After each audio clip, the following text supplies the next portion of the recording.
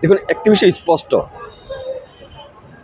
দীর্ঘ 17 বছর শেখ হাসিনা এদেশের জনগণের উপরে চরমভাবে নির্যাতন নিপীড়ন চালিয়েছে, গুম করেছে, খুন করেছে, রক্তাক্ত করেছে। শুধুমাত্র জুলাই মাসে আপনার প্রায় 1400 প্রাণকে হত্যা করেছে, শহীদ করেছে এবং 30,000 মানুষকে আহত করেছে। দেখুন, একজন রাষ্ট্রপতি হওয়ার পরে তার দায়িত্ব কী ছিল? যে কোনো দুর্যোগ, যে কোনো সংকট মুহূর্তে এই সমস্যাগুলো সমাধান করা। কিন্তু আমি মনে করছি শেখ হাসিনার আমলে, শেখ হাসিনার সময়, শেখ হাসিনা যেভাবে অর্ডার করেছে, ঠিক এইভাবে আপনার রাষ্ট্রপতি চুপ্পু কাজ করেছে।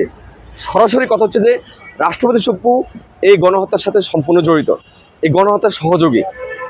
ইভেন আপনার রাষ্ট্রপতি চুপ্পু যখন মানে আপনার শেখ হাসিনা পতন হওয়ার পরও সে বিভিন্ন ধরনের ভারতীয়র সাথে, আওয়ামী লীগের সাথে, বিভিন্ন ধরনের আপনার রয়ের সাথে আপনার আপোষ করেছে, যোগাযোগ মেনটেন করেছে। ইভেন এই যে এতগুলো লোক শহীদ হয়েছে, তার কোনো আপনার তার কোনো পেয়েছেন, ব্রিফিং পেয়েছেন? সে মর্মা প্রকাশ করেছে, সে শোক প্রকাশ করেছে, সে আসলে কোনো কিছু করে নাই। তার মানে স্পষ্ট বিষয়, এই গণহত্যার সাথে রাষ্ট্রপতি চুপ্পু জড়িত। যে কোনো উপায়ে তাকে এদেশে রাখতে হবে এবং গণহত্যার বিচার যদি হয়, এই বিচার আওতায় তাকেও আনতে হবে, তাকে জবাবদিহি করতে হবে।